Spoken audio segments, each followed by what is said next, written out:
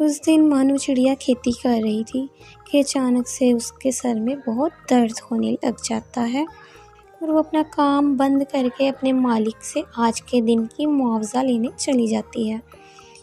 وہ اس کا مالک اس کو صرف 2 روپے ہی دیتا ہے اور کہتا ہے کہ آج تم نے بہت تھوڑا کام کیا ہے، اس لیے اس کے صرف 2 روپے ہی بنتے ہیں۔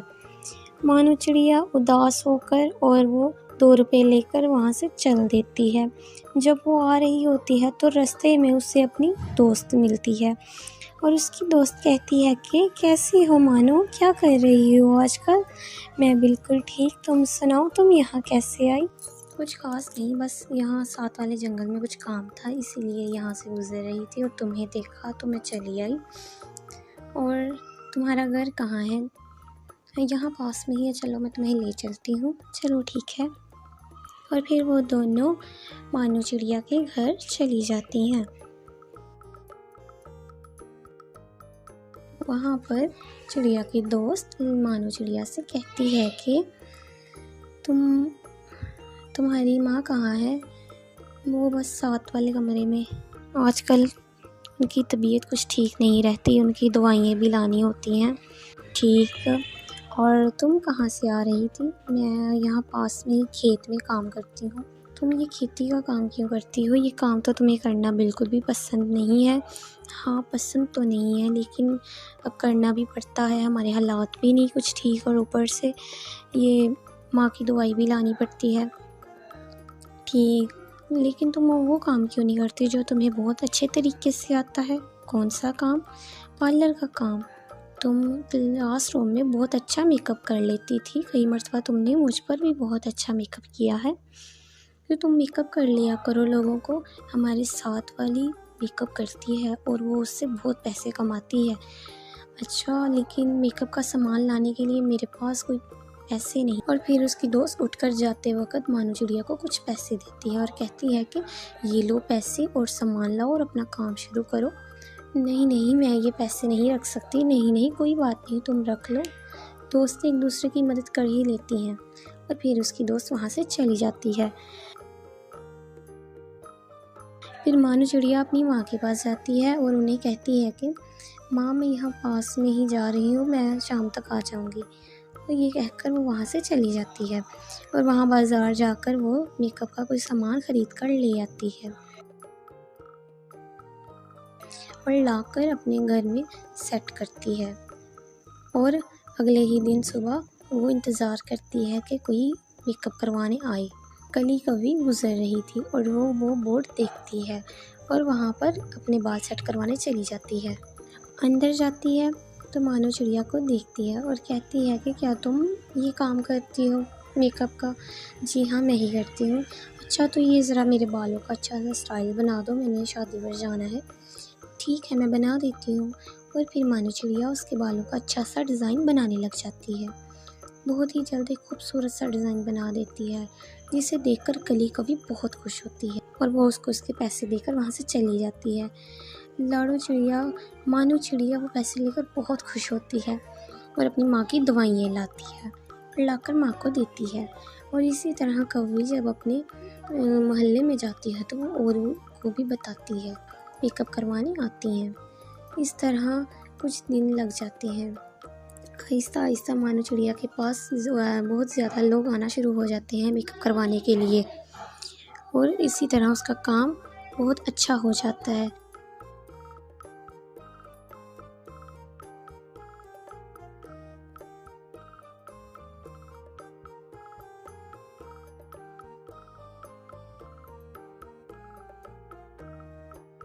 اسی طرح آہستہ آہستہ مانو چڑیا کے گھر کے حالات بھی بہت اچھے ہو جاتے ہیں، بڑا گھر بنا لیتی ہے۔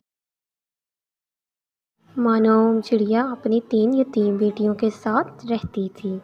اس کی 3 بیٹیاں تھیں اور بیٹا کوئی نہیں تھا۔ مانو چڑیا کی ویسے تو 3 بیٹیاں تھیں لیکن وہ تینوں میں ہی کوئی نہ کوئی کمی ضرور تھی۔ اس کی بڑی بیٹی جس کا رنگ بالکل سیاہ تھا اور وہ دیکھنے میں بالکل ہی بدصورت تھی۔ مانو چڑیا کی دوسری بیٹی کا پر خراب تھا، اس کے پر پر ایک گدا سا نشان تھا جس کی وجہ سے وہ اڑ نہیں سکتی تھی۔ چڑیا کی تیسری بیٹی گونگی تھی جو کہ بول نہیں سکتی تھی، جس کی وجہ سے سب لوگ اس کا مذاق اڑایا کرتے تھے۔ مانو چڑیا کو اب اپنی بیٹیوں کی شادی کی فکر ہونے لگی، جس کے لیے مانو نے الو موسی کو بلایا۔ الو موسی رشتے کرواتی تھی۔ الو بہن، تمہارے سامنے دیکھو، اب میری یہ بیٹیاں جوان ہو گئی ہیں، اب مجھے ان کے رشتوں کی بہت فکر رہتی ہے، تو تم کوئی اچھے سے رشتے دیکھ کر میری بیٹیوں کی بات کرنا۔ کیا تمہاری بیٹیوں کی بات؟ ارے نہیں نہیں، تمہاری بیٹیوں سے کون رشتے کرے؟ ایک بیٹی تو تمہاری گونگی ہے، دوسری تو اڑ بھی نہیں سکتی، تیسری کا تو پوچھو ہی مت، رنگ ہی اتنا کالا ہے کہ میں تو نہیں ان کے رشتے کرواتی۔ ارے نہیں نہیں بہن، مجھے بہت امید ہے کہ تم ضرور میری بیٹیوں کے کہیں نہ کہیں تو رشتے کروا دو گی۔ اس میں ان بیچاریوں کا کیا قصور ہے؟ اگر ان کے ساتھ یہ مسئلے ہیں تو تم کہیں کوشش کرو، کسی سے بات کرو، کوئی نہ کوئی تو کر ہی لے گا نا۔ چلو، اب تم اتنا کہہ رہی ہو تو میں کہیں بات کروں گی، ایک دو رشتے ہیں میرے ہاتھ میں ان کو بھیجوں گی۔ پھر اگلے دن الو موسی ماں بیٹے کو ان کے گھر بھیجتی ہے رشتہ دیکھنے کے لیے۔ ماں اپنے بیٹے کے ساتھ ان کے گھر پہنچ جاتی ہے۔ مانو چڑیا ان کی بہت خاطر توازیاں کرتی ہے، ان کے آگے چائے رکھتی ہے اور ان کا حال چال پوچھتی ہے، اور پھر ان کی ماں کہتی ہے کہ ارے بہن، اب بس باتیں ہی کرتی رہو گی کہ اپنی بیٹی کو بھی بلواؤ گی؟ گونگی بیٹی کو بلاتی ہے۔ لڑکے کی ماں دیکھ کر کہتی ہے کہ لڑکی تو تمہاری دیکھنے میں بہت خوبصورت ہے، نام کیا ہے بیٹا تمہارا؟ تو وہ چڑیا چپ رہتی ہے۔ تو مانو چڑیا کہتی ہے کہ وہ دراصل میری بیٹی بول نہیں سکتی، گونگی ہے۔ کیا تمہاری بیٹی گونگی ہے اور تم چاہتی ہو کہ میں اپنی اتنے خوبصورت بیٹے کی شادی تمہاری بیٹی کے ساتھ کرواؤں؟ میں تو ایسا کبھی نہیں کروں گی، چلو چلو بیٹا چلے ہم یہاں سے۔ تو پھر وہ دونوں ماں بیٹا انکار کر کے وہاں سے چلے جاتے ہیں۔ اگلے دن ہی دوسری بیٹی کے لیے رشتہ بھیجتی ہے، وہ دونوں بھی ماں بیٹا ان کے گھر پہنچ جاتے ہیں۔ وہ دونوں وہاں پر بیٹھتے ہیں تو مانو چڑیا ان کے آگے چائے رکھتی ہے، ان کا حال چال پوچھتی ہے اور باتیں کرتی ہے، اور پھر وہ اپنی دوسری بیٹی کو بلاتی ہے۔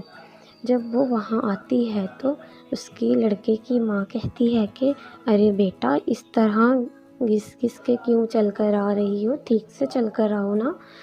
وہ دراصل میری بیٹی کا ایک پر زخمی ہے، اس لیے اس سے ٹھیک سے چلا اور اڑا نہیں جاتا۔ اوہ، تو تمہاری بیٹی کا پر خراب ہے؟ میں تو اس کے ساتھ اپنے بیٹے کی شادی کبھی نہیں کروں گی۔ بھلا ہمیں الو موسی نے پہلے کیوں نہیں بتایا؟ اگر پہلے ہی بتا دیا ہوتا تو میں رشتہ دیکھنے بھی نہ آتی۔ چلو چلو بیٹا یہاں سے چلیں۔ اور وہ دونوں بھی ایسے ہی کر کے وہاں سے چلے جاتے ہیں۔ اس کی بیٹی بہت ہی اداس ہو جاتی ہے اور اپنے کمرے میں جا کر رونے لگ جاتی ہے۔ مانو چڑیا بہت ہی پریشان ہو جاتی ہے اور اس کو یہ بات بہت ہی پریشان کرنے لگ جاتی ہے۔ تو الو موسی کو کہتی ہے کہ وہ جو تم نے ایک اور رشتہ کہا تھا، چلو اب وہی دکھا دو، ہو سکتا ہے وہی مان جائیں۔ تو پھر الو موسی تیسرے رشتے کو بھی ان کے گھر بھیجتی ہے، وہ بھی ماں بیٹا ان کے گھر رشتہ دیکھنے آتے ہیں۔ تو مانو چڑیا ان کے آگے چائے بسکٹ رکھتی ہے اور ان سے باتیں کرتی ہے۔ لڑکے کی ماں کہتی ہے کہ اپنی بیٹی کو تو بلاؤ۔ تو پھر جب اس کی بیٹی آتی ہے تو لڑکے کی ماں کہتی ہے ہاں یہ ہے لڑکی، اس کا تو رنگ ہی کتنا کالا ہے، میں تو اس کے ساتھ اپنے بیٹے کی شادی بالکل نہیں کرواؤں گی، چلو چلو بیٹا یہاں سے چلیں۔ تو پھر وہ دونوں ماں بیٹا بھی وہاں سے چلے جاتے ہیں اور اس کی کالی بیٹی باہر جا کر رونے لگ جاتی ہے۔ ماں اور بھی زیادہ پریشان ہو جاتی ہے۔ رات کو تینوں بیٹیاں سو رہی ہوتی ہیں تو ان کی ماں کو نیند نہیں آتی، وہ بیٹھی بس سوچوں میں گم رہتی ہے کہ میری بیٹیوں کے ساتھ تو کوئی بھی شادی کرنے کے لیے تیار نہیں ہو رہا، اب میں کیا کروں گی؟ گھر کا خرچہ بھی پورا نہیں ہو رہا ہے، اتنی ٹینشن ہے، اب میں کیا کروں؟ تو وہ وہاں اڑ کر باہر چلی جاتی ہے تھوڑی ہوا کھانے۔ تو وہ اڑ کر جا رہی ہوتی ہے کہ وہاں اسے ایک درخت بہت ہی خوبصورت لگتا ہے، وہ اس کے پاس بیٹھ جاتی ہے اور رونے لگ جاتی ہے۔ اس کو روتا دیکھ کر وہاں پر جادوئی طوطا آتا ہے اور وہ آ کر کہتا ہے کہ کیا مانو چڑیا رو کیوں رہی ہو؟ تم بتاؤ تمہارے ساتھ کیا مسئلہ ہے؟ وہ دراصل میری بیٹیوں کی شادی نہیں ہو رہی ہے نا۔ اسی طرح مانو چڑیا اس کو ساری بات بتا دیتی ہے اور اپنے گھر کے حالات بھی بتاتی ہے۔ تو جادوئی طوطا اسے 3 فراکس دکھاتا ہے اور کہتا ہے کہ یہ تینوں فراکس لے جاؤ اور گھر جا کر اپنی بیٹیوں کو پہنا دو۔ جب وہ یہ فراکس پہنے گی تو وہ بہت ہی خوبصورت ہو جائیں گی، ان کی بیماریاں بھی ٹھیک ہو جائیں گی۔ مانو چڑیا وہ فراکس دیکھ کر بہت خوش ہوتی ہے اور اس کا شکریہ ادا کرتی ہے اور تبھی طوطا وہاں سے غائب ہو جاتا ہے اور مانو چڑیا وہ فراکس لے کر اڑ کر گھر آ جاتی ہے۔ وہ بہت خوش ہو کر گھر آ رہی ہوتی ہے کہ جب وہ گھر پہنچتی ہے تو اس کی تینوں بیٹیاں اٹھی ہوتی ہیں اور وہ ماں سے پوچھتی ہیں کہ ماں تم اتنی رات کو کہاں گئی تھی؟ ہم تو پریشان ہی ہو گئی تھی۔ نہیں نہیں بیٹا، میں بس یہیں گئی تھی۔ اور یہ تمہارے ہاتھ میں یہ فراکس کیسی ہیں؟ کتنی پیاری فراکس ہیں۔ ہاں یہ دیکھو کتنی پیاری ہیں۔ میں نا وہاں درخت کے پاس بیٹھی تھی تو ایک جادوئی طوطا آیا اور اس نے مجھے یہ 3 فراکس دی اور کہا کہ اپنی بیٹیوں کو پہنا دو، وہ بہت خوبصورت ہو جائیں گی۔ تو پھر وہ تینوں جا کر فراکس پہننے لگ جاتی ہیں۔ کالی چڑیا جب وہ فراک پہنتی ہے تو وہ اتنی خوبصورت، وہ سب سے حسین اور خوبصورت لگنے لگ جاتی ہے اور اس کا کالا رنگ بھی گورے رنگ میں بدل جاتا ہے۔ اس کی زخمی پر والی چڑیا جب وہ فراک پہنتی ہے تو اس کا پر بالکل ٹھیک ہو جاتا ہے اور وہ اس کا پر ہلنے بھی لگ جاتا ہے۔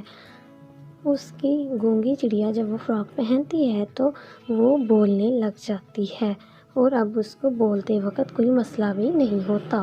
وہ تینوں بھاگ کر اپنی ماں کے پاس آتی ہیں اور آ کر بتاتی ہیں کہ ماں یہ دیکھو ہم تینوں ٹھیک ہو گئی، میں بھی ٹھیک ہو گئی، میں بھی ٹھیک ہو گئی۔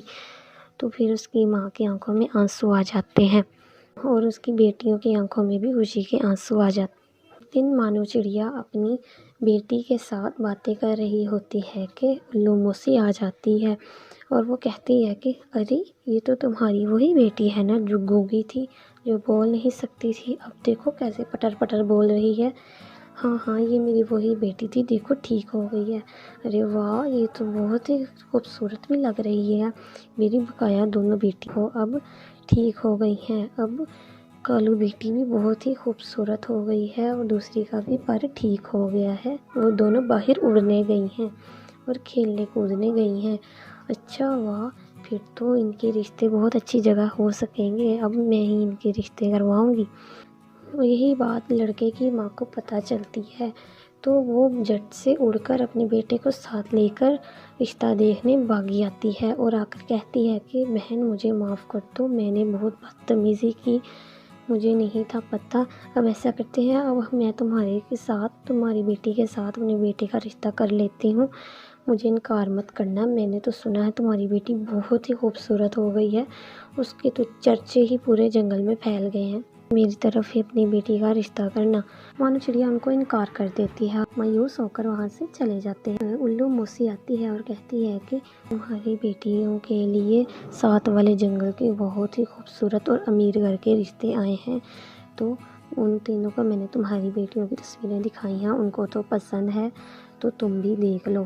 تو ان کی بات پکی ہو جاتی ہے اور ان تینوں کی 3 امیر اور خوبصورت لڑکوں کے ساتھ شادی ہو جاتی ہے اور وہ خوشی خوشی ایک دوسرے کے ساتھ رہتے ہیں۔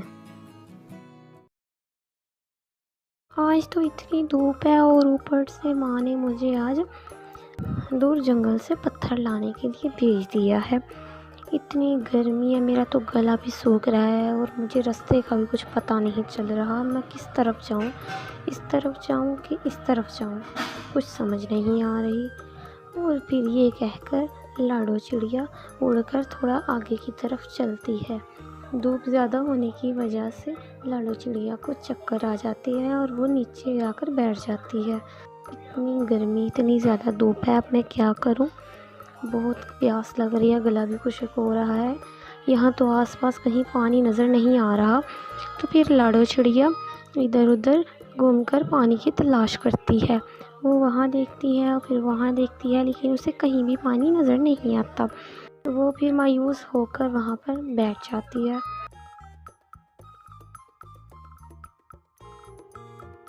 تھوڑا سا آگے جانے کے بعد پھر اسے ایک مٹکا نظر آتا ہے جس میں پانی ہوتا ہے، اور وہ مٹکے کو دیکھ کر بہت خوش ہو جاتی ہے اور جلدی سے اڑ کر مٹکے کی طرف چلی جاتی ہے۔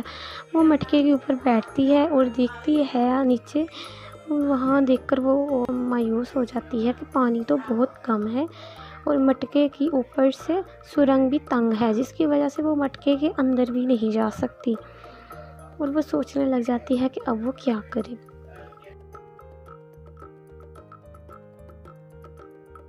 پھر اچانک سے اس کے ذہن میں ایک ترکیب آتی ہے اور اس کا دھیان اپنے پتھروں کی طرف جاتا ہے، اور اس کے ذہن میں ایک ترکیب آتی ہے۔ وہ اپنے پتھر کو زور سے مٹکے کی طرف مارتی ہے تو مٹکے کو کچھ نہیں ہوتا۔